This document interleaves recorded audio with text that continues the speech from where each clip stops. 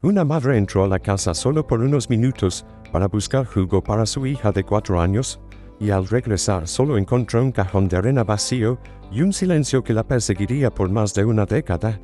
Todas las pistas posibles se agotaron mientras su mundo quedaba congelado en ese terrible momento. Luego, 12 años después, la madre buscaba analgésicos en el neceser de afeitar de su esposo. Pero lo que encontró en su lugar la llevaría a descubrir una verdad tan aterradora que incluso los investigadores más experimentados la llamarían la más perturbadora que habían encontrado en décadas de trabajo policial. La migraña golpeó a Vera Caldwell como un mazo en la sien, de esas que hacen que los bordes de la visión tiemblen y se difuminen con cada latido del corazón. Presionó sus palmas contra sus ojos, tratando de contrarrestar la presión que se acumulaba en su cráneo mientras avanzaba tambaleándose desde la habitación hacia el baño. La luz temprana que se filtraba por las persianas se sentía como agujas atravesando sus retinas. Sus pies descalzos encontraron el frío de las baldosas del baño, y tanteó a ciegas el botiquín, dejando que la memoria muscular guiara sus dedos hasta el tirador metálico. La puerta del espejo se abrió con un chirrido que la hizo estremecerse. Sus manos buscaron entre las botellas de vitaminas, medicamentos para alergias, los antiácidos recetados de Marcus, pero no había ibuprofeno. La botella blanca que siempre estaba allí había desaparecido. «Maldito Marcus», murmuró, aunque hablar le provocaba nuevas oleadas de dolor. Seguro que se lo terminó y se le olvidó comprar más. Otra vez. 20 años de matrimonio, y el hombre aún no podía recordar reponer las cosas cuando se acababan. Se sostuvo del borde del lavabo, debatiéndose si podría llegar a la cocina donde guardaban un frasco de reserva, pero entonces recordó. Marcus siempre llevaba un paquete de analgésicos de viaje en su neceser de afeitar, algo sobre estar preparado para los dolores de cabeza en la oficina. El neceser de lona marrón estaba sobre la encimera del baño donde lo había dejado después de ducharse ayer. Lo abrió con cuidado. El sonido resultó anormalmente fuerte en la quietud de la mañana. Sus dedos apartaron la afeitadora eléctrica. El metal plateado aún olía ligeramente a su loción, una pequeña botella de colonia, champú tamaño viaje, hilo dental. Cavó más hondo, buscando el familiar traqueteo de un frasco de pastillas. Sus dedos tocaron cartón en su lugar. Un paquete de medicina que se sentía fuera de lugar. Lo sacó, entrecerrando los ojos a través de la neblina de la migraña para leer el texto. Plan B. Una dosis. Anticonceptivo de emergencia. Las palabras bailaban ante sus ojos, pero su significado era perfectamente claro. A través del empaque, pudo ver 2 blisters con las píldoras aún selladas. La migraña se desvaneció. Vera se quedó mirando el paquete, su mente luchando por procesar lo que veía. Le dio la vuelta, leyó las instrucciones, las advertencias, como si el texto pudiera cambiar de repente a algo que tuviera sentido. Su vida sexual prácticamente no existía desde hacía años. No desde Ruby. Ninguno de los dos había podido soportar ese tipo de intimidad desde entonces. No con el peso de la ausencia de su hija aplastándolos a ambos. Las pocas veces que lo intentaron terminaron con Vera llorando, viendo el rostro de Ruby cada vez que cerraba los ojos. Un recibo estaba doblado debajo del paquete. Lo desdobló con dedos temblorosos. Farmacia CBS. La fecha era de la semana pasada, martes. Marcus le había dicho que trabajaría hasta tarde ese martes. Mantenimiento de servidores que no podía esperar.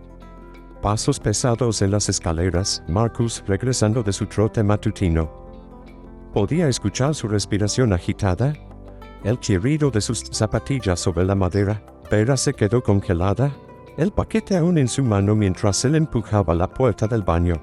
Aún vestía sus pantalones cortos para correr y una camiseta sin mangas a rayas empapada en sudor. Su rostro enrojecido por el esfuerzo. Sus ojos fueron directamente al objeto que ella sostenía. Y ella vio cómo su expresión pasaba de la confusión a algo más, algo afilado y peligroso. ¿De quién son estas? Su voz salió como un susurro, casi inaudible. Carraspeó. Intentó de nuevo. Marcus, ¿de quién son estas pastillas? La respuesta parecía o más obvia. Otra mujer, alguien más joven, alguien que pudiera darle lo que ella ya no podía, alguien que no llorara cuando él la tocaba, que no viera el rostro de su hija muerta en cada momento de silencio. La traición la desgarró, pero casi fue un alivio tener una razón para la distancia entre ellos. Marcus se movió más rápido de lo que ella esperaba. Le arrebató el paquete de las manos. Su rostro contorsionado de rabia. «Eres una paranoica de mierda», escupió. ¿Y el veneno en su voz la hizo retroceder? «¿Revisando mis cosas? ¿Eso es lo que haces mientras yo intento mantenerme saludable?» Estaba buscando ibuprofeno. Mentira. Su voz retumbó en el pequeño baño. Siempre estás buscando problemas, siempre inventando cosas para molestarte porque no puedes aceptar que ella se fue. Le apuntó con el dedo a la cara, tan cerca que pudo oler su sudor. Ruby está muerta, Vera. Ha estado muerta por 12 años. Y tú estás tan destrozada por eso que ves traición en todas partes. Las palabras la golpearon como puños. Vera sintió que sus rodillas flaqueaban. Esto no era la tartamudeante confesión que esperaba, no era la vergonzosa admisión de una aventura. Esto era furia volcánica pura. ¿Sabes lo que pienso? Marcus continuó, su rostro a centímetros del de ella. Creo que estás perdiendo la maldita cabeza. Ves que tengo anticonceptivos de emergencia y automáticamente asumes que te estoy engañando. Tal vez los compré para una compañera de trabajo.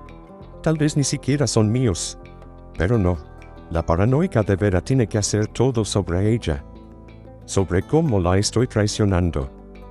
Su voz bajó a un susurro cruel. Igual que traicionaste a Ruby al no vigilarla ese día, la acusación le arrancó el aire de los pulmones. Era el golpe más cruel que podía propinar. La culpa que ella cargaba cada día, ahora le era lanzada a la cara como ácido. Marcus pasó junto a ella hacia la habitación. Tengo que hacer diligencias. La ferretería. Intenta no registrar toda la casa mientras estoy fuera. Abrió los cajones con movimientos violentos, sacando ropa limpia sin cuidado. Marcus, por favor. Solo quiero entender. Se giró bruscamente hacia ella, y por un momento pensó que él podría golpearla. Su mano estaba levantada, temblando de rabia. Entiende esto. Fallaste como madre. No pudiste mantener a nuestra hija segura en nuestro propio patio. Y ahora estás intentando destruir lo que queda de nuestro matrimonio porque no puedes vivir contigo misma. Agarró su billetera y las llaves de la mesita de noche, empujándola mientras pasaba por la puerta. Sus pasos resonaron bajando las escaleras, y segundos después, la puerta principal se cerró de un portazo tan fuerte que hizo vibrar las ventanas. Vera se dejó caer en el suelo del baño, su espalda contra la fría pared de azulejos. La casa quedó en silencio, salvo por su respiración agitada y el sonido distante del motor del camión de Marcus encendiéndose en la entrada. Vera se levantó del suelo del baño. La casa se sentía diferente ahora. Las palabras de Marcus resonaban en su cabeza como campanas que acababan de ser golpeadas. La crueldad de su acusación, que había fallado a Ruby, que había fallado como madre, le dolía más que cualquier golpe físico. Pero debajo de ese dolor, algo la inquietaba. Una nota disonante en la sinfonía de su rabia. Ella había visto a Marcus culpable antes, como cuando olvidó su aniversario, y ella encontró el recibo de unas flores compradas a última hora en una gasolinera, o aquel fin de semana que dijo estar en una conferencia de trabajo, pero en realidad había ido a pescar con su hermano. Cuando era descubierto en esas pequeñas mentiras matrimoniales, Marcus se quedaba en silencio, los hombros caídos, balbuceando disculpas y prometiendo hacerlo mejor. Nunca la había atacado, nunca había sido cruel. La explosión de esta mañana era diferente, desesperada, como un animal acorralado. Vera se encontró caminando hacia la oficina de su esposo, sus pies descalzos deslizándose en silencio sobre la alfombra del pasillo. Se detuvo en el umbral, la mano en el picaporte, Esa habitación siempre había sido territorio de Marcus. Él se encargaba de las finanzas, pagaba las cuentas, manejaba las inversiones. Una cosa menos de la que preocuparte, siempre le decía, especialmente después de la desaparición de Ruby. Ella se había sentido agradecida entonces, demasiado rota como para preocuparse por cosas mundanas como las facturas de la electricidad o la hipoteca. La puerta estaba sin llave. Él había salido tan apresuradamente como si la casa estuviera en llamas. Empujó la puerta y la abrió. La luz de la tarde se colaba por las persianas, iluminando su santuario. La oficina era exactamente lo que esperaba, meticulosamente organizada, todo en su lugar. El escritorio de Marcus dominaba la habitación, su superficie despejada excepto por un calendario de escritorio y un vaso lleno de bolígrafos. Unas archivadoras ocupaban una pared entera, cada cajón etiquetado con su letra precisa, año por año, categoría por categoría. El hombre que no recordaba comprar ibuprofeno mantenía registros financieros como un contador de una empresa multinacional. Se acercó al escritorio lentamente, como si fuera a morderla. Cruzar esta línea se sentía monumental, una traición a la confianza matrimonial. Pero entonces recordó las pastillas de Plan B, el recibo de la farmacia de la semana pasada, la reacción explosiva de Marcus cuando lo enfrentó. Sus dedos encontraron la manija del cajón superior. Estados de cuenta organizados por mes. El extracto actual estaba arriba, los cargos listados en columnas ordenadas. Escaneó las entradas familiares. Gasolinera Shell, supermercado Kroger, Dunkin' Donuts. La adicción matutina de Marcus al café documentada en pequeños gastos. Todo parecía normal, mundano, hasta que lo vio. CVS Pharmacy Millbrook, 631019. Millbrook estaba a 45 minutos de distancia. Ellos tenían 3 farmacias a menos de 10 minutos de casa. ¿Por qué conducir tan lejos por cualquier cosa? Vera sacó más estados de cuenta, extendiéndolos sobre el escritorio como si fueran cartas del tarot, revelando un destino. Sus manos temblaban mientras trazaba las entradas con el dedo. La farmacia de Millbrook aparecía una y otra vez, a veces una vez al mes, a veces 2. Los montos variaban. $182, 91,44, 55,23. Agarró un lápiz del vaso de Marcus, rodeando cada cargo de Millbrook. La repetición formaba un patrón que abarcaba meses. Demasiado dinero solo para anticonceptivos. Demasiado dinero para ser casualidad. Escarbó más, sacando estados de cuenta de años anteriores. El patrón se mantenía constante. Los cargos de Millbrook aparecían como un reloj. Pero había más. Compras en Target, en Millbrook por $127,34. Compras en Kroger, en Millbrook por $89,91. Siempre en la misma ciudad. Siempre sumas considerables. Empezó a leer los cargos detallados cuando estaban disponibles. Desodorantes femeninos, la marca que preferían las adolescentes. Productos de higiene femenina. Botellas del champú afrutado que Ruby solía rogar cuando era pequeña, el que olía a fresas. Vitaminas infantiles. Más pastillas de Plan B compradas regularmente. Su mente corría entre posibilidades. ¿Un amante con un hijo? ¿Una familia secreta que él había mantenido por años?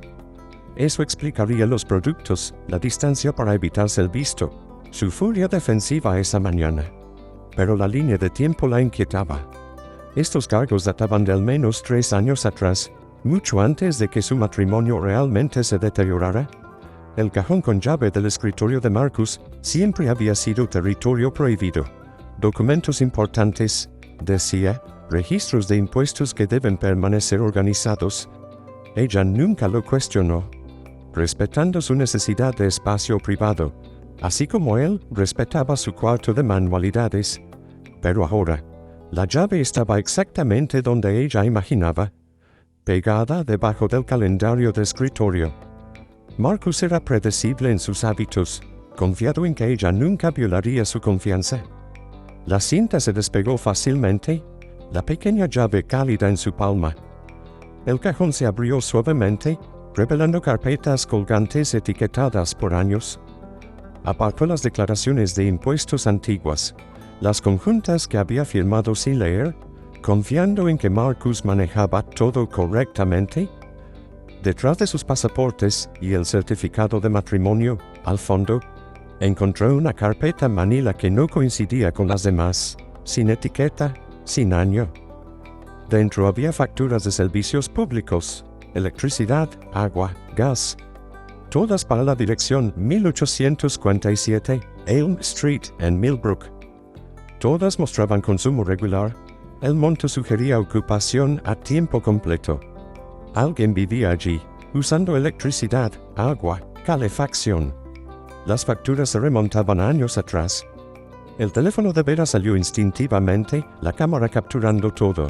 Estados de cuenta, facturas de servicios, los cargos de la farmacia rodeados a lápiz, pruebas de algo que aún no podía entender, pero todo en su instinto le gritaba que algo estaba terriblemente mal. Una propiedad de alquiler secreta requeriría registro, documentación fiscal. Esto era otra cosa, algo que Marcus había ocultado completamente. Combinado con las compras en la farmacia, los productos femeninos, las pastillas de plan B, se estaba formando una imagen que le revolvía el estómago. Volvió a colocar todo exactamente como lo había encontrado, incluso pegó de nuevo la llave, debajo del calendario. Las diligencias de los sábados de Marcus siempre tomaban horas. Ferretería, lavado del coche, a veces 9 hoyos de golf con sus amigos. Tenía tiempo para conducir hasta Millbrook y ver esa dirección por sí misma. Lo que Marcus estuviera escondiendo en 1847 Elm Street, iba a descubrirlo. El GPS mostraba 43 minutos hasta Millbrook, un recorrido directo por la autopista 72, antes de tomar rutas estatales más pequeñas. Vera apretó el volante de su Honda, los nudillos blancos, observando cómo los suburbios familiares daban paso a gasolineras dispersas y campos vacíos. Ella ya había hecho ese viaje antes, años atrás, cuando Ruby tenía 2 años, y fueron a recolectar manzanas a un huerto más allá de Millbrook. Marcus se había quejado todo el tiempo de la distancia. Dijo que había huertos más cercanos a casa. Ahora entendía por qué él conocía también la zona. La farmacia CVS apareció primero, anclando un centro comercial desgastado entre un salón de uñas y un restaurante chino. No había nada especial en ella: letras rojas descoloridas, puertas automáticas, carteles de oferta en las ventanas.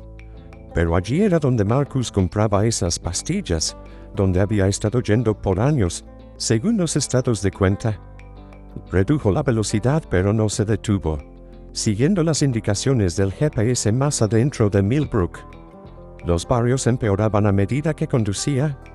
Las casas coloniales bien cuidadas daban paso a casas más pequeñas con cercas de alambre, barcos oxidados en los patios y coches abandonados en las entradas.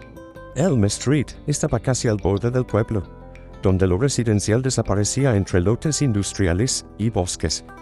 El GPS anunció la última curva hacia una calle que no había visto asfalto nuevo en décadas. La calle estaba llena de baches, obligándola a reducir la velocidad. Las casas estaban muy separadas, divididas por lotes cubiertos de maleza y coches oxidados.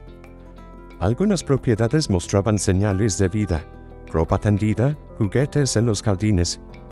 Otras estaban completamente vacías, ventanas oscuras, césped salvaje. Los números eran difíciles de leer, los buzones torcidos o directamente inexistentes. La casa 1857, Elm Street, estaba al final del camino, apoyada contra un enredo de árboles.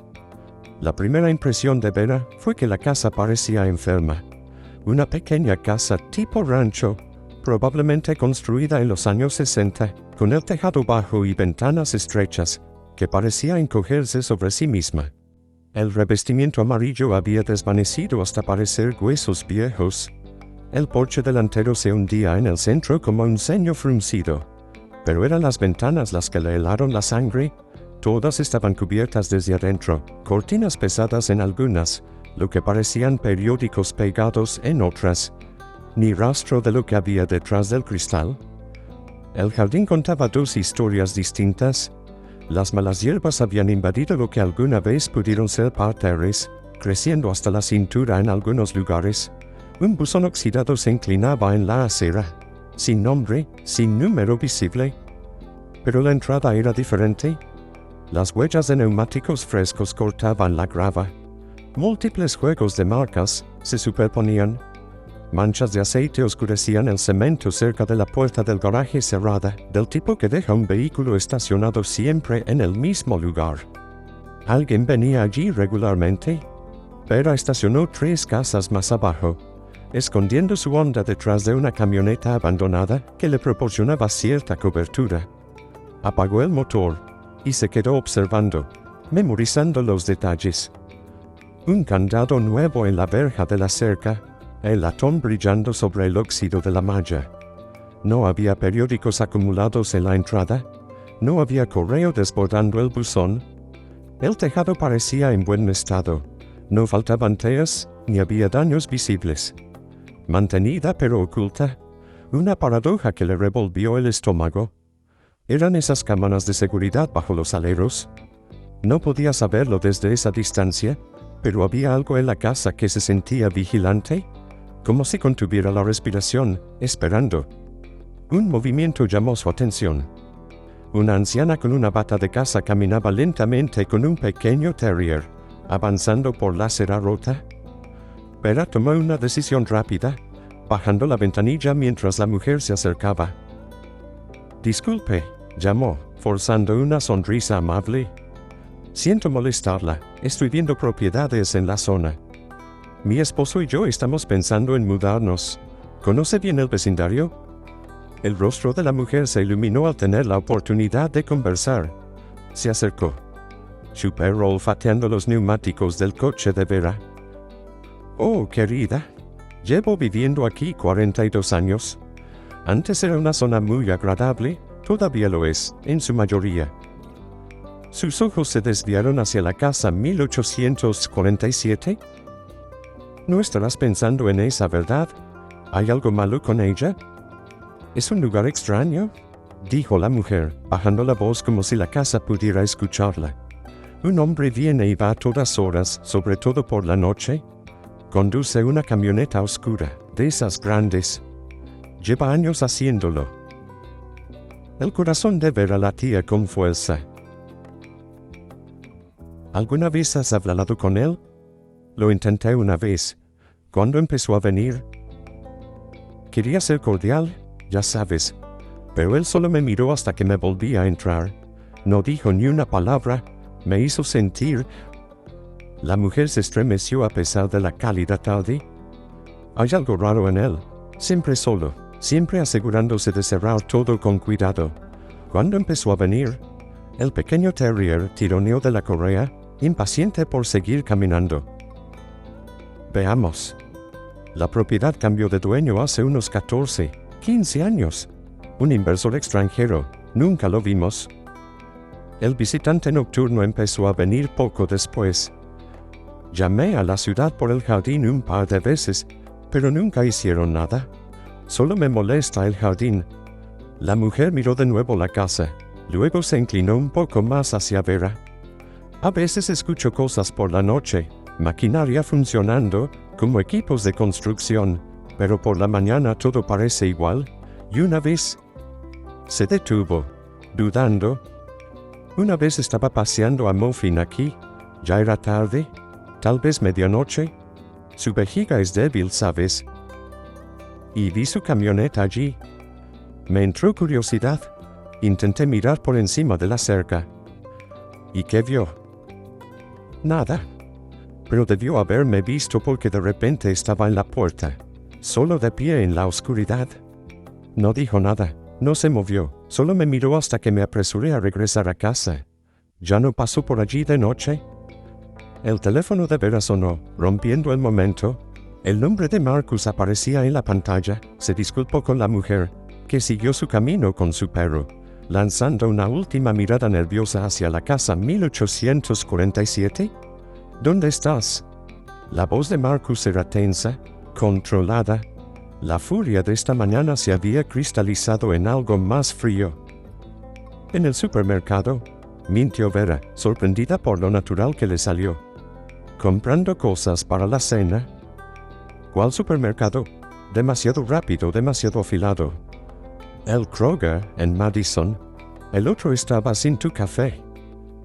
Silencio. Podía oírlo respirar. Podía imaginarlo analizando sus palabras, buscando mentiras. Regresé por mi billetera, dijo finalmente. La olvidé esta mañana. Oh, bueno, volveré pronto. Bien, necesitamos hablar sobre lo de esta mañana. La amenaza era sutil pero inconfundible. Estaré en casa antes de las 3. Está bien, Vera. Su voz bajó. Ven directo a casa. La línea se cortó. Miró la hora, 1:47. Si salía ahora, podía regresar antes que él, mantener la mentira. Pero sus ojos volvieron a la casa 1847, a sus ventanas cubiertas y su presencia vigilante. Levantó el teléfono y tomó fotos rápidamente. La casa, las huellas frescas de neumáticos, el candado nuevo. Evidencias de algo que aún no comprendía. Pero sabía que Marcus había estado en ese camino de entrada, que había usado una llave en ese candado, que había desaparecido detrás de esas ventanas cubiertas. Con una última mirada, arrancó el coche y se alejó, dejando la casa enferma con sus secretos. Por ahora. Vera llegó al garaje con minutos de sobra, apresurándose a comprar bolsas de comestibles en Kroger para sostener su mentira. Sus manos temblaban mientras las llevaba al interior. Leche, pan, el café de Marcus. Artículos mundanos que probaban que había estado donde dijo. La casa se sentía diferente ahora, infectada por el conocimiento de esa casa en Millbrook, con sus ventanas cubiertas. Tenía tal vez una hora antes de que Marcus regresara. Sus diligencias de los sábados eran predecibles. Ferretería, lavado del coche, a veces una visita a Home Depot para mirar herramientas que no necesitaba. La rutina había sido la misma durante años, se dio cuenta. Siempre sábados, siempre largas ausencias. De vuelta en su oficina, Vera se movió con determinación. Ahora, los archivadores contenían décadas de su vida juntos. Cada documento que Marcus consideraba importante, pasó por alto los años recientes. Su instinto la empujó más atrás en el tiempo.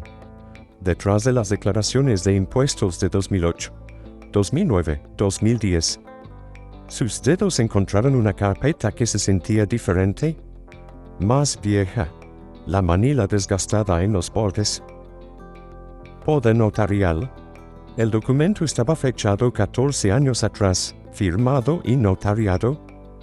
David Caldwell, el hermano menor de Marcus, otorgando control total de sus activos y propiedades a Marcus.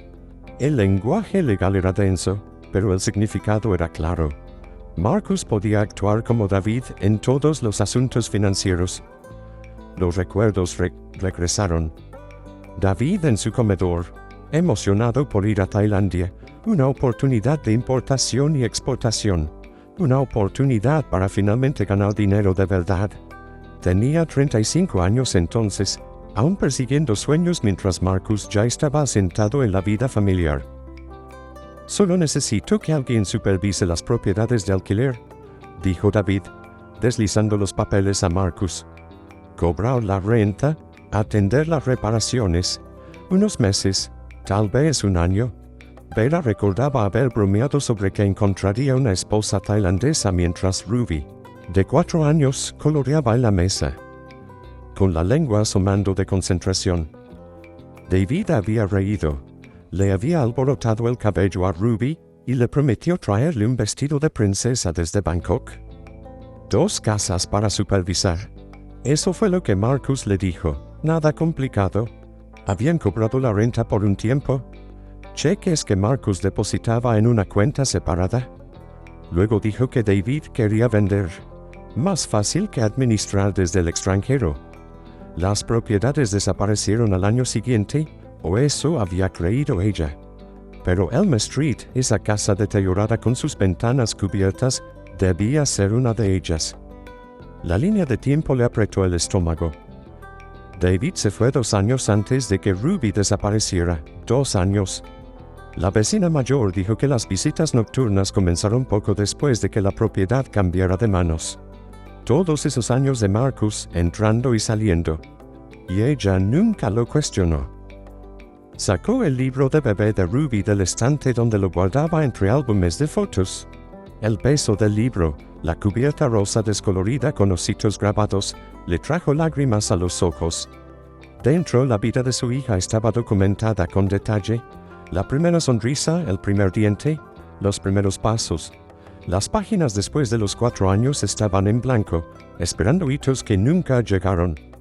Las últimas fotos eran de la fiesta del 4º cumpleaños de Ruby. Su patio trasero transformado con serpentinas y globos. Una docena de niños pequeños gritando de alegría. La cara de Ruby cubierta de glaseado de chocolate, la sonrisa abierta mientras soplaba las velas, Marcus a su lado, ayudándola a pedir un deseo. Luego la última foto, tomada el día antes de que desapareciera. Vera la acarició con los dedos. Ruby en el cajón de arena que Marcus había construido esa primavera. Vistiendo su camiseta rosa favorita con mariposas estampadas, su cabello rubio brillando como oro bajo el sol de la tarde, miraba a la cámara, a Vera, con tanta confianza, tanta felicidad perfecta, segura en su propio patio, segura con sus padres justo adentro. Vera se obligó a estudiar a Marcus en esas fotos. Su sonrisa alcanzaba sus ojos entonces, parecía genuina. El padre orgulloso, el esposo devoto. Pero ahora sabiendo sobre Elm Street, sobre las visitas nocturnas que comenzaron años antes de que Ruby desapareciera, esa sonrisa se veía diferente, calculadora, paciente. Buscó el calendario de 2012 en la caja de recuerdos, reservado porque tenía la última cita para jugar de Ruby, su última clase de natación. El horario de trabajo de Marcus estaba marcado con su caligrafía ordenada. Solo turnos de día en la empresa de TI, horarios regulares. En casa a las 6 cada noche. Aún no había recibido la promoción a administrador de sistemas, pero después de la desaparición de Ruby, ella pasó las páginas, los días frenéticos sin marcar, cuando el tiempo no tenía sentido. Luego, 2 semanas después de que Ruby desapareciera, cuando el FBI redujo la búsqueda y los voluntarios se fueron, el horario de Marcus cambió. Aparecieron turnos de noche, mantenimiento de servidores, explicó. Sistemas que solo se podían actualizar cuando la oficina estaba vacía. La promoción no requería. Venía con un aumento que necesitaban desesperadamente para contratar a un investigador privado. Ella estaba demasiado destrozada para cuestionarlo, agradecida incluso de que él pudiera seguir funcionando mientras ella apenas podía salir de la habitación de Ruby. Volvió al archivador y buscó más en la carpeta del poder notarial. Más documentos, transferencias que nunca había visto, propiedades pasando del nombre de David a algo llamado DMC Holdings LLC. Las firmas eran de Marcus, perfectamente legales con el poder notarial.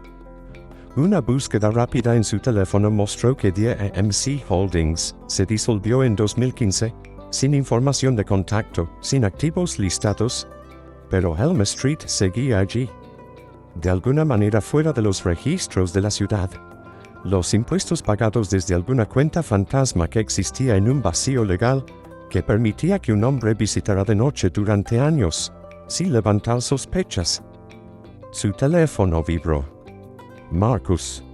Voy en camino a casa. 15 minutos. Las manos de Vera se movieron rápido fotografiando el poder notarial, las transferencias de propiedad, las páginas del calendario, pruebas de algo monstruoso que tomaba forma en su mente, pero aún demasiado terrible para aceptar por completo. Volvió a colocar todo exactamente como lo encontró. Cerró el archivador con un suave clic. En la cocina, se ocupó en guardar las compras.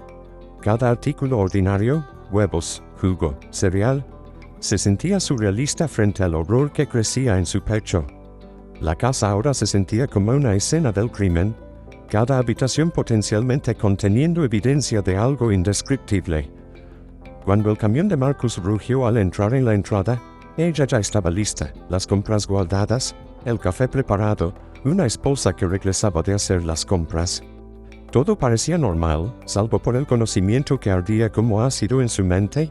Su esposo había mantenido en secreto la propiedad de su hermano durante 14 años, había visitado de noche, había comprado suministros para niñas y anticonceptivos de emergencia. Los hechos apuntaban a una conclusión imposible, pero su corazón no podía aceptarlo. No aún.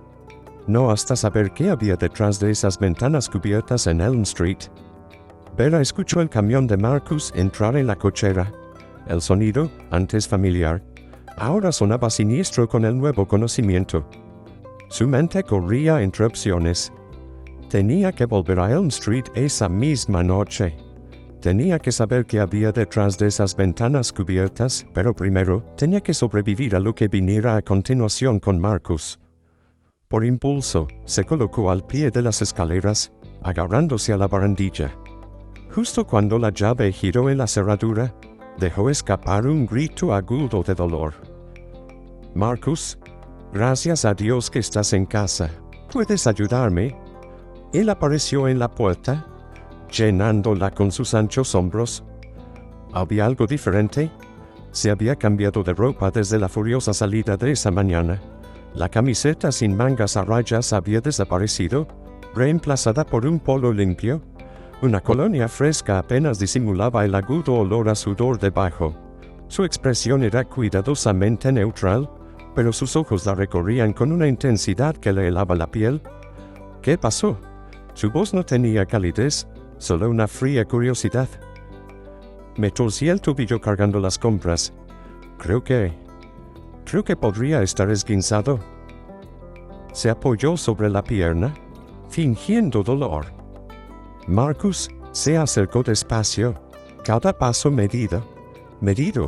No miraba su tobillo.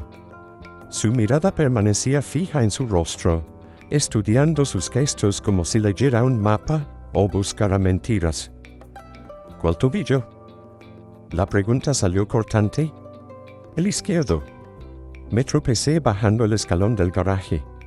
Sus manos fueron sorprendentemente suaves al ayudarla a llegar al sofá de la sala, sosteniendo su peso con habilidad. Pero esa suavidad le resultaba fingida, como un actor siguiendo su guión. Una vez que estuvo acomodada, se arrodilló junto a ella, sus dedos palpando el tobillo a través del calcetín. ¿Aquí? Presionó la articulación. ¿Y aquí? Ella fingió una mueca de dolor, exagerando la molestia. Su tacto era clínico, metódico. ¿Cómo fue exactamente que caíste? Muéstrame la posición. ¿Solo? Mi pie se giró mal. ¿Importa? ¿Todo importa? Sus ojos se clavaron en los de ella. ¿En cuál supermercado estuviste? El recibo debería tenerla ahora. En el Kroger de Madison. Como te dije por teléfono. Sus dedos continuaron examinando. ¿Alguien te vio caer? ¿Tal vez alguien te ofreció ayuda? Cada pregunta era como una trampa, cada una probando su coartada. Ella mantuvo las respuestas simples, creíbles. No. Nadie me vio. No. Puse las compras antes de sentarme. Voy a buscarte algo de hielo, dijo finalmente, levantándose. Mientras él estaba en la cocina, Vera miró hacia la mesa de la entrada. Sus llaves estaban en su lugar habitual, pero el llavero parecía diferente, más pesado. Junto a las llaves familiares, de la casa, del camión, de la oficina, había al menos 3 que no reconocía. Una era de bronce, de aspecto costoso, de la misma marca de alta seguridad que el candado que había visto en la casa de Elm Street. Su teléfono vibró. Un mensaje de su hermana Diane. Sorpresa, estoy a 20 minutos. Llevo vino y necesito charla de chicas. Que Marcus no te monopolice. El corazón de Vera se hundió. Lo último que necesitaba era la energía caótica de Diane, complicando una situación ya peligrosa. Pero cancelar levantaría sospechas, especialmente si Marcus veía el mensaje. Él regresó con hielo envuelto en un paño de cocina, arrodillándose de nuevo para aplicarlo sobre su tobillo. Desde tan cerca, Vera notó detalles que antes había pasado por alto, arañazos frescos en sus nudillos, del tipo que deja las ramas o las uñas. Uno era lo suficientemente profundo como para haber sangrado recientemente. ¿Qué te pasó en las manos? Él miró hacia abajo, como si recién lo notara. Oh, tuve que ayudar a limpiar unos arbustos de la zona de descarga de la ferretería. Una entrega nueva se atascó entre unos árboles. La mentira salió tan fácilmente, tan naturalmente. ¿Cuántas otras había pasado por alto? Marcus se sentó junto a ella en el sofá, más cerca de lo necesario, sus brazos extendidos sobre el respaldo, sin tocarla pero reclamando territorio.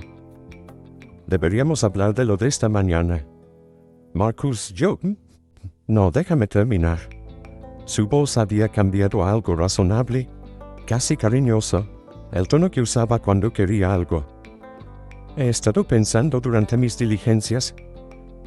Tal vez tenías razón en estar preocupada, no por lo que crees, agregó rápidamente, pero sobre nosotros, nuestra comunicación. Tal vez deberíamos intentar terapia de pareja otra vez. La sugerencia fue tan inesperada, tan normal, que por un momento Vera dudó de todo lo que había descubierto. Pero luego vio sus ojos, aún vigilantes, aún calculando. Esto era actuación, no arrepentimiento. Sé que fui duro esta mañana, continuó. Dije cosas que no debía, sobre Ruby, sobre ti como madre. ¿Eso fue cruel? Ella asintió, siguiendo el juego. Ambos dijimos cosas. Su mano bajó hasta su hombro, apretándolo con suavidad. Demasiado suavidad, como si se recordara no apretar más fuerte. Deberíamos trabajar en lo nuestro, pero primero quizá deba ir a la oficina esta noche. Un problema con los servidores que no puede esperar hasta el lunes. Ahí estaba. La excusa que lo llevaría a Elm Street, después del anochecer, justo como la vecina había descrito. La mentira fluía como agua, practicada y pulida. Antes de que pudiera responder, la puerta principal se abrió de golpe. Diane entró sin tocar, como siempre, cargando una botella de vino y una tabla de embutidos. Sorpresas, hermana. Espero que no... Oh, ¿qué pasó? Finalmente notó el pie elevado de Vera con la bolsa de hielo. Solo me torcí el tobillo, dijo Vera. Nada serio. Jan inmediatamente entró en modo de enfermera, a pesar de no tener formación médica más allá de lo que había leído en internet. Depositó su vino y la tabla sobre la mesa y empezó a examinar el tobillo de Vera con un entusiasmo que obligó a Marcus a retroceder. Tienes que tener más cuidado, charlaba Diane, sin notar la tensión en la habitación. Oh, Marcus, qué bueno que estás aquí. No vas a creer lo que vi mientras venía. Me pareció ver tu camioneta en esa casa abandonada en Elm, la amarilla que parece que debería estar condenada. ¿Estás invirtiendo en casas ahora sin contarnos? La temperatura en la habitación cayó de golpe. Marcus se quedó completamente inmóvil. Su recuperación fue rápida, casi impresionante. La rigidez duró apenas 2 segundos antes de que soltara una risa, negando con la cabeza con aire divertido. Diane, deben haber al menos 50 camionetas oscuras en esta ciudad, la mitad seguramente con calcomanías de veteranos. Esa casa ha estado vacía por años.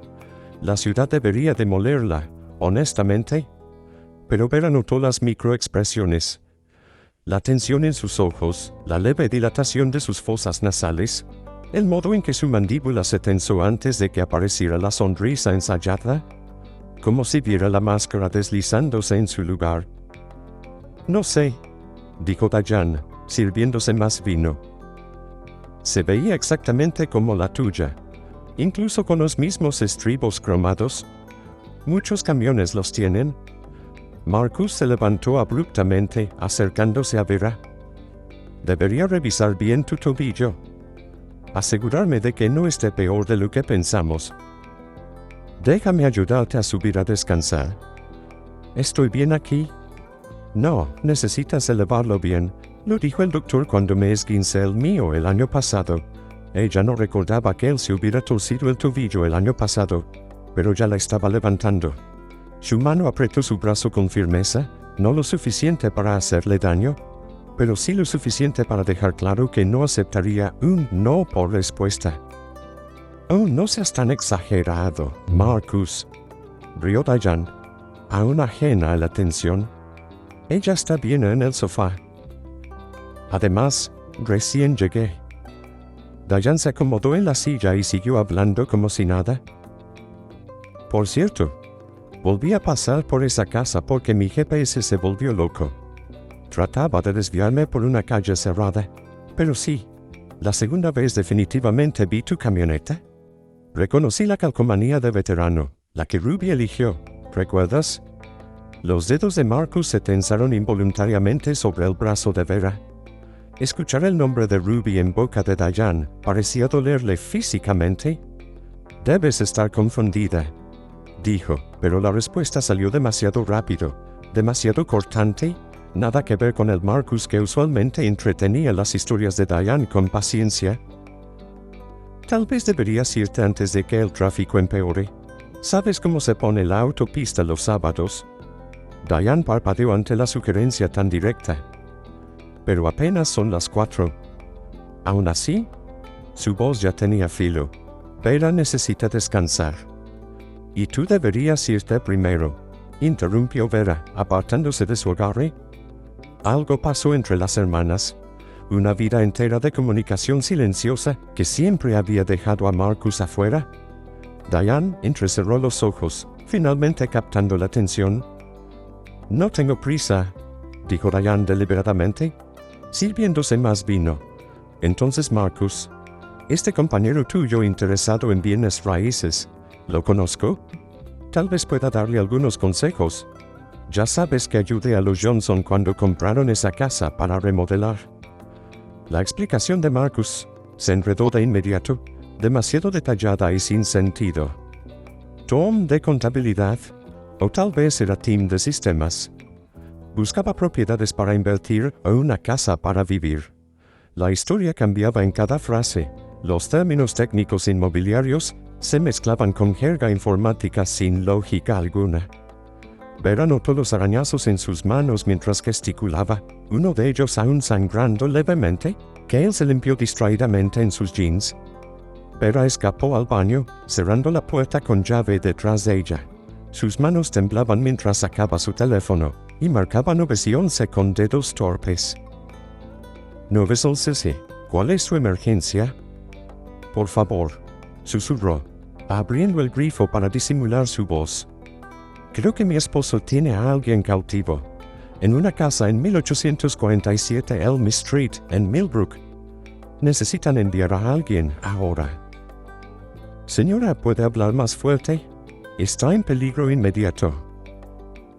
Creo que podría tener a nuestra hija allí. Desapareció hace 12 años cuando tenía 4. Ruby Caldwell, por favor revise sus registros. Él ha estado yendo a esa casa por años, comprando suministros para niñas, pastillas Plan B. Señora, esa es una acusación muy grave. ¿Qué evidencia tiene? Las palabras se le atropellaron. Registros de propiedad, estados de cuenta de tarjeta de crédito, el testimonio de la vecina sobre las visitas nocturnas. Incluso para sus propios oídos, sonaba fragmentado, las divagaciones paranoicas de una madre que aún estaba de duelo. «Podemos enviar una patrulla para verificar la propiedad», dijo la operadora, profesional pero escéptica.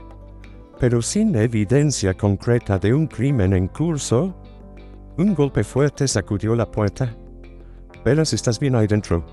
La voz de Marcus demasiado cerca, como si hubiera estado escuchando. «Estoy bien, solo un minuto». Tiró de la cadena, dejó correr el agua del lavabo mientras murmuraba a la operadora. Por favor, solo verifiquen. 1847 Elm Street. Por favor. Terminó la llamada, se salpicó agua en la cara y luego abrió la puerta. Marcus estaba a centímetros, tan cerca que tuvo que apoyarse en el marco para evitar tocarlo.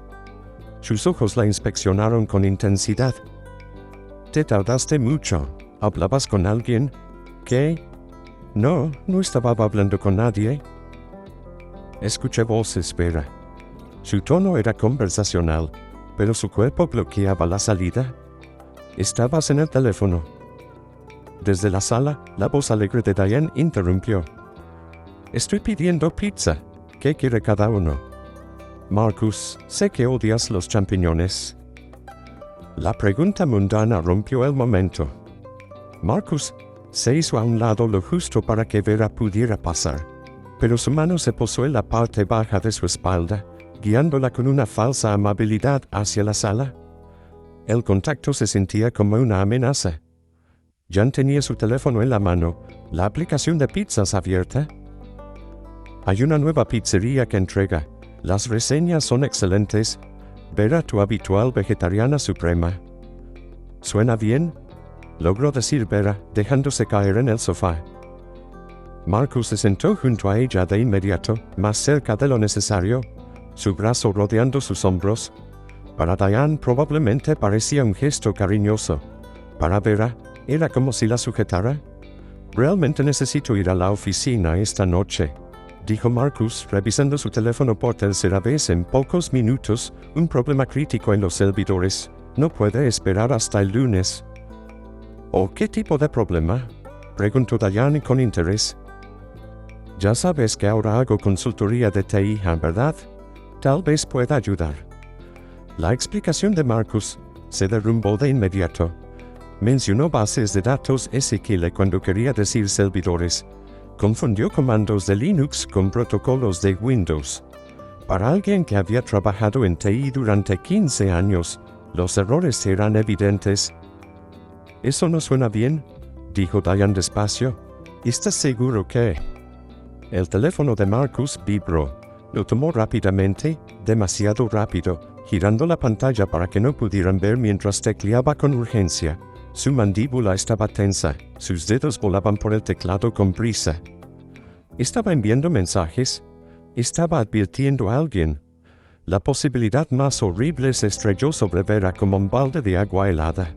Si Ruby estaba viva, si estaba en esa casa, ¿estaba Marcus diciéndole que se escondiera, que guardara silencio cuando llegara la policía? ¿Su hija estaba a apenas 45 minutos de distancia? ¿Había estado tan cerca durante 12 años? ¿Y ahora Marcus la estaba instruyendo para que no la encontraran? Vera se levantó de repente, la habitación girando a su alrededor. «Necesito aire». Marcus se levantó con ella, inevitable como la gravedad. Su mano encontró su codo. La estaba estabilizando o la estaba reteniendo. Ya no podía distinguirlo. «Deberías descansar», dijo. «¿No te ves bien?» Desde la sala, Diane dejó su copa de vino con un clic seco. «Muy bien. ¿Qué demonios está pasando aquí?» Vera se dejó caer dramáticamente, permitiendo que sus rodillas flaquearan lo justo para vender la actuación. El tobillo que supuestamente estaba lesionado de repente no podía sostenerla. Diane se lanzó para sujetarla, el vino derramándose mientras se apresuraba Natalia a ayudarla. «Cuidado, cuidado». En ese momento de caos calculado, la mano de Vera se disparó hacia la mesa de la entrada.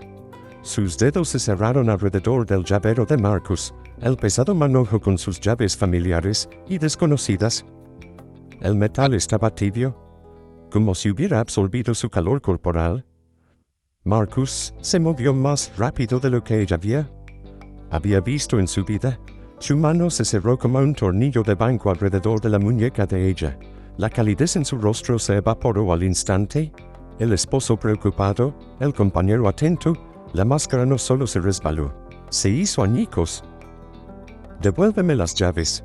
Su voz era baja, peligrosa, desprovista de cualquier afecto. Sus dedos apretaban los huesos delicados de su muñeca con tanta fuerza que le hizo soltar un jadeo. «Marcus, ¿qué demonios?» Diane intentó interponerse entre ellos, pero Marcus la apartó de un empujón. No con suavidad. «Las llaves, Vera. Ahora. Suéltala». Diane se recompuso rápidamente, su teléfono ya en la mano. «Voy a llamar a la policía». Esos segundos se estiraron como caramelo caliente. Vera pudo ver a Marcus calculando, sus ojos pasando de su rostro a las llaves, luego al teléfono de Diane. Lo vio decidir. Vio el momento en que se dio cuenta de que había ido demasiado lejos. Su agarre aflojó apenas. ¿Fue suficiente? Vera se soltó con un tirón y echó a correr. Detrás de ella, el grito de Diane se mezclaba con el rugido furioso de Marcus. Su tobillo, supuestamente lesionado, funcionaba perfectamente mientras corría por la puerta principal y cruzaba el césped. Apretaba las llaves con tanta fuerza que le cortaban la palma. El camión de Marcus estaba en la entrada, como un cómplice esperándola. No miró atrás. Introdujo la llave en el encendido. El motor rugió cuando Marcus salió corriendo de la casa. En el espejo retrovisor, lo vio correr hacia el coche de Diane. Vio a su hermana intentar bloquearle el paso.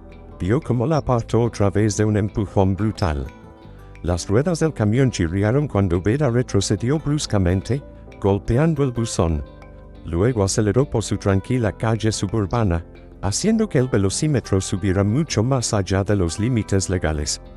Su teléfono ya estaba en su oído, marcando al 911 con una mano temblorosa mientras la otra luchaba por controlar el volante. La casa en Elm Street, 1847, Elm en Millbrook. Mi hija está allí. Ruby Caldwell. Ha estado allí durante 12 años. Mi esposo la tiene. Por favor, tienen que enviar a todos. Señora, ¿es la misma persona que llamó antes? Sí. Gritó, pasando un semáforo en rojo. La misma persona, la misma dirección, pero voy hacia allá ahora. Él también viene. Está justo detrás de mí. Ella está en el sótano. Estoy segura. Hay unidades en camino, señora, pero necesita esperar. Vera lanzó el teléfono al asiento del pasajero. 43 minutos en tráfico normal. ¿Pero lo normal?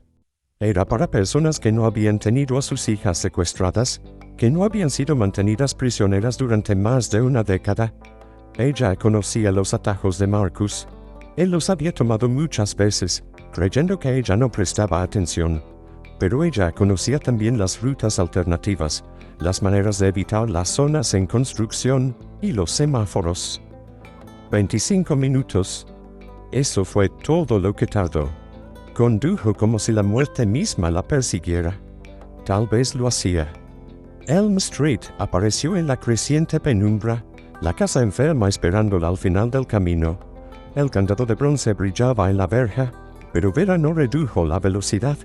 El camión atravesó la verja con un estruendo de metal y cadena, la estructura envolviéndose alrededor del parachoques delantero. Siguió avanzando, embistiendo los escalones del porche antes de apagar el motor. La puerta reforzada delantera bien podría haber sido de papel. La adrenalina le dio una fuerza sobrehumana. Cuando no cedió al golpearla con el hombro, agarró una pala de jardín del jardín descuidado, su mango áspero por la oxidación y el abandono. La ventana frontal estalló bajo su ataque, los cristales de seguridad cayendo en cascada hacia adentro. «Ruby», gritó a través del hueco roto. «Ruby, soy mamá». Retiró los cristales con la pala y se metió, cayendo en una sala de estar que parecía perturbadoramente normal, muebles pasados de moda, superficies limpias, un televisor de principios de los 2000, como una cápsula del tiempo. Pero los cerrojos industriales en cada puerta interior contaban otra historia. Cocina. Se movió por instinto, buscando un espacio que debería haber sido ordinario, pero se sentía como una fachada. Todo demasiado limpio, demasiado organizado. Y allí, una puerta que debería haber conducido a una despensa, pero que tenía 3 pesados cerrojos, todos asegurados. Desde abajo, amortiguado por las paredes y la distancia, escuchó movimiento. Una voz, joven y asustada. «Papi, El mundo se tambaleó. Las manos de Vera temblaban mientras atacaba las cerraduras, pero estaban diseñadas para mantener a las personas dentro, no fuera. Necesitaba las llaves de Marcus. Aún las tenía, apretadas con tanta fuerza que sus dedos estaban entumecidos. La llave de bronce encajó, los cilindros girando uno por uno. La puerta se abrió, revelando unas escaleras que descendían a la oscuridad. Un sótano que no debería haber existido bajo esa casa ordinaria. El olor la golpeó, limpiador industrial sobre algo más, algo humano, algo desesperado. «Papá, fui buena». No hice ruido. Esa voz, más aguda de lo que recordaba, pero con el mismo ritmo, el mismo leve ceseo en las heces. Vera bajó las escaleras volando, encontrando otra puerta al fondo, esta con una pequeña ventana reforzada. Un rostro apareció en esa ventana y las rodillas de Vera casi cedieron. 16 años, cabello rubio largo y enredado, pálida como el papel por años sin sol. Pero los ojos, esos ojos verdes que había contado cuando Ruby era un bebé, eran los mismos. «Ruby. Oh Dios, Ruby, soy mamá. Vine a llevarte a casa». La chica, porque ya era una chica, no la niña robada del patio, retrocedió de la puerta. El miedo torció sus facciones, el tipo de terror arraigado por años de condicionamiento. «No te conozco. ¿Dónde está papá? Dijo que nadie podía venir aquí». «Fui buena. Prometo que fui buena». El corazón de Vera se rompió. Atacó la puerta con la pala. La madera se astillaba bajo sus golpes. Detrás de la puerta, Ruby se acurrucaba en la esquina, cubriéndose los oídos, gimiendo como un animal herido. Pesados pasos en las escaleras. Marcus, jadeando, su rostro retorcido de furia y algo más, posesividad. «¿No entiendes?», jadeó acercándose a ella. «Está enferma. Necesita cuidados especiales. La protegí del mundo, de las personas que la habrían lastimado». «¿La robaste?». Vera giró la pala en un amplio arco, golpeándolo en la sien. «Robaste a nuestro bebé». Él tambaleó, pero no cayó, la sangre corriendo por su rostro. «Es mía. La salvé. La mantuve a salvo». Sus manos se lanzaron a su garganta, pero las sirenas ya gritaban afuera. Voces policiales, botas resonando en el piso de arriba. Marcus se congeló, mirándola a ella, luego a la puerta donde Ruby se encogía, y ella lo vio tomar una última decisión. «Ruby, recuerda lo que papá te enseñó», gritó. «Recuerda nuestras lecciones». Entonces la policía irrumpió, armas desenfundadas, gritando órdenes. Marcus Sergis se arrodilló, las manos tras la cabeza, pero sus ojos nunca dejaron la puerta, nunca dejaron a su prisionera. Tuvieron que cortar la puerta. Dentro encontraron 12 años de horror disfrazado de cuidado, una pequeña cama con correas, un inodoro químico, libros de texto desde jardín de infantes hasta secundaria, botellas de pastillas, sedantes, antipsicóticos, anticonceptivos, paquetes de plan B usados y desechados, y a Ruby viva, pero destrozada, preguntando por qué lastimaban a su papá, rogando que lo dejaran ir, prometiendo que había sido buena, tan buena que ni siquiera había intentado escapar cuando la puerta estuvo abierta, porque después de 12 años había olvidado que existía otro lugar a donde ir. El ala psiquiátrica del Hospital General de Millbrook parecía otro mundo. Paredes blancas estériles, puertas cerradas con vidrio reforzado, el sonido distante de alguien llorando. Vera estaba de pie junto a la ventana de observación, con las manos apoyadas contra la fría superficie de cristal, mirando a la extraña que era su hija. Ruby estaba sentada en la estrecha cama, con las rodillas recogidas contra el pecho y los brazos envueltos firmemente alrededor de ellas. Se mecía en un ritmo que parecía tranquilizador y desesperado a la vez. Todavía llevaba la misma ropa con la que la habían encontrado, una camiseta descolorida que había sido lavada demasiadas veces y un pantalón de chándal que ya no le llegaba a los tobillos. Alguien había intentado peinarle el cabello rubio enredado, pero Ruby no se había dejado tocar. «No permite que ninguna mujer del personal se le acerque», dijo en voz baja el Dr. Patel, el especialista en traumas, al lado de Vera. «Solo aceptas oficiales y médicos hombres. Sigue preguntando cuándo vendrá su padre a recogerla, si está en problemas por hablar con extraños, refiriéndose a ti y a la policía». La garganta de Vera se cerró. Lo llamaba papá. Incluso cuando estaba aterrada, ¿lo llamaba a él? Sí, dijo el Dr. Patel. Es uno de los casos más extremos de síndrome de Estocolmo que hemos visto, combinado con 12 años de aislamiento y... Hizo una pausa, eligiendo sus palabras. Control psicológico absoluto. En su mente, Marcus no es su captor. Es su protector, su mundo entero. Nosotros somos la amenaza. La detective Morrison se acercó, sosteniendo una tableta. Era una mujer de unos 50 años con ojos amables, que ya habían visto demasiado. Señora Caldwell, necesito mostrarle algunas cosas que encontramos. Es difícil, pero podría ayudarle a entender lo que Ruby ha pasado. Entraron en una pequeña sala de conferencias. La detective abrió imágenes en la tableta. No las peores, aclaró rápidamente, solo las que necesitamos discutir. Habían encontrado una habitación cerrada con llave en el segundo piso de la casa de Elm Street, que contenía cientos de fotografías. Niños en parques, escuelas, piscinas públicas, todas tomadas desde la distancia, todas enfocadas en niñas de entre 3 y 6 años. Algunas de estas datan de hace 20 años, dijo Morrison, mucho antes de que Ruby naciera. Ya verificamos. No hay otros niños desaparecidos que coincidan con estas fotos. Su hija parece haber sido su única víctima, pero él estaba planificando. Vera sintió náuseas. Estaba esperando. Su propia hija era el blanco más fácil. Ya estaba en su casa. Ya confiaba en él. Morrison deslizó a otra imagen. Encontramos diarios, relatos detallados desde que Ruby tenía 2 años. Ya la estaba preparando, enseñándole que su atención era especial, que los secretos eran normales. Para cuando la secuestró, ella ya estaba programada para aceptarlo. Finalmente, las pastillas de Plan B cobraron un sentido espantoso. Morrison lo explicó con frialdad profesional, pero la realidad era monstruosa. Ruby había comenzado a menstruar a los 11 años.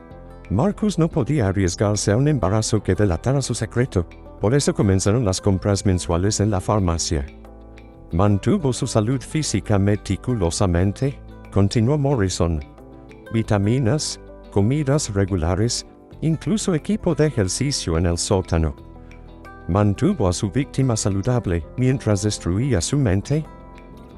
Él mismo le enseñó. Siguió Morrison. Encontramos libros escolares, hojas de trabajo completadas desde hace años. Puede leer a nivel de secundaria, sabe álgebra, tiene una letra preciosa, pero nunca ha visto el océano, nunca ha ido al cine, nunca ha tenido un amigo. La convenció de que el mundo exterior estaba lleno de personas que querían hacerle daño, que solo él podía protegerla. A través de la ventana de la sala de conferencias, Vera vio a los oficiales uniformados escoltando a Marcus por el pasillo, esposado, vestido de naranja, pero caminando con la cabeza alta. La vio mirarla y sonreír, en realidad sonreír, como si compartieran un secreto. Su interrogatorio. Morrison negó con la cabeza. Ningún remordimiento. Insiste en que la ama, que la protegió del mundo cruel. Ha descrito con detalle cómo le drogó el jugo aquel día, cómo la llevó en brazos a su camión mientras tú dormías. El sótano ya estaba preparado. Había pasado meses insonorizándolo, instalando cerrojos. Él fue quien llamó al 911 para reportarla como desaparecida. Interpretó al padre devastado a la perfección. Nadie sospechó nada. Los turnos nocturnos, todos esos años en los que Marcus se marchaba después de cenar, diciendo que debía hacer mantenimiento en los servidores que no podían esperar. Pasaba horas en ese sótano. Luego regresaba a casa y se deslizaba en la cama junto a Vera como si nada hubiera pasado. La violación de la confianza, de dormir junto a él, de desayunar juntos, de llorar juntos mientras él sabía exactamente dónde estaba Ruby, le provocaba ganas de gritar. «Hay más», dijo Morrison con suavidad. La llave de bronce de su llavero abrió una caja de seguridad. Contenía unidades USB con... Se detuvo. Más pruebas, fotos, videos, suficiente para asegurarnos de que nunca vuelva a salir. No voy a describirlos, pero debes saber que existen. Para el juicio. David había sido contactado en Tailandia. El hermano de Marcus estaba horrorizado. Había volado de regreso de inmediato. Había confiado completamente en Marcus. Había firmado los poderes notariales sin leerlos. Jamás imaginó que se usarían para ocultar a una niña secuestrada. Los asuntos legales tomarían años en resolverse, pero David ya había contratado abogados para transferir todo a Vera y ayudarla en lo que fuera posible. ¿Puedo verla?, preguntó Vera. «Puedo intentarlo». El doctor Patel dudó. «Podemos intentarlo, pero por favor entienda. No te recuerda. Tenía 4 años cuando la tomó». En su mente, su madre está muerta. Marcus le dijo que fuiste al cielo, que la estás mirando desde arriba pero que no puedes regresar. Caminaron juntos de regreso a la habitación de Ruby. A través de la ventana, un enfermero le llevaba el almuerzo. Ruby comía mecánicamente, con la mirada baja, respondiendo con monosílabos a las preguntas amables del enfermero. Cuando él salió, Ruby volvió a su posición en la cama, con las rodillas encogidas, meciéndose. Vera entró despacio. El doctor Patel a su lado. Ruby alzó la cabeza de inmediato, sus ojos verdes muy abiertos de miedo. «Hola, Ruby», dijo Vera, la voz quebrada. «Yo soy... ¿Quién eres?», interrumpió Ruby. Su voz era distinta ahora, con 16 años, pero con una extraña frialdad. «Eres la mujer del sótano, la que lastimó a papá». «Ruby, ¿soy tu madre?». Ruby sacudió la cabeza con fuerza. «Mi mamá está muerta. Papá me dijo que se fue al cielo cuando yo era pequeña». Sus ojos se entrecerraron, estudiando el rostro de Vera. «¿Eres un ángel? Estoy muerta también. Por eso todo se siente tan raro». Las piernas de Vera casi cedieron. El doctor Patel la sostuvo, susurrándole que fuera despacio. Vera se sentó en la silla para visitantes, manteniendo distancia, haciéndose pequeña y no amenazante. «No estás muerta, cariño. Y yo no soy un ángel. Soy tu mamá. Y te he estado buscando durante 12 años. Todos los días te he estado buscando. Papá dijo que dejaste de quererme, por eso te fuiste al cielo». «Eso no es verdad. Nunca dejé de quererte. Ni por un segundo». Ruby guardó silencio, procesando. Luego, en voz más baja, «¿Cuándo volverá papá?». La pregunta destrozó lo poco que quedaba del corazón de Vera. El doctor Patel intervino, explicando suavemente que Ruby se quedaría allí por un tiempo, que su papá tenía que irse. Llanto de Ruby se escuchó 3 habitaciones más allá. Más tarde, después de la sedación, después de que Ruby finalmente se durmiera, el doctor Patel acompañó a Vera hasta la salida. El pronóstico era reservado, pero no sin esperanza. Le esperaba una terapia de años. Podrías ver regresiones. Tendría que aprender a existir en un mundo que le enseñaron a temer. La confianza tomaría mucho tiempo, si llegaba. «Pero es joven», dijo el doctor Patel. «El cerebro aún es flexible a los 16, y físicamente está sana, gracias a sus cuidados retorcidos. Hay esperanza». «¿Esperanza?». una palabra pequeña para un viaje enorme. Bella regresó al día siguiente y al siguiente. Al principio, solo le permitían sentarse fuera de la habitación de Ruby. A veces le dejaban entrar por unos minutos. El cuarto día, Ruby hizo una pregunta sobre el mundo exterior. El séptimo día, le permitió a Vera sentarse un poco más cerca. El 10º día, cuando Vera extendió la mano, Ruby la miró por un largo momento antes de extender un dedo, tocándola apenas, por un instante, antes de retirarse de nuevo. Fue solo un leve roce, un contacto de menos de un segundo. Pero lo fue todo. Fue un comienzo.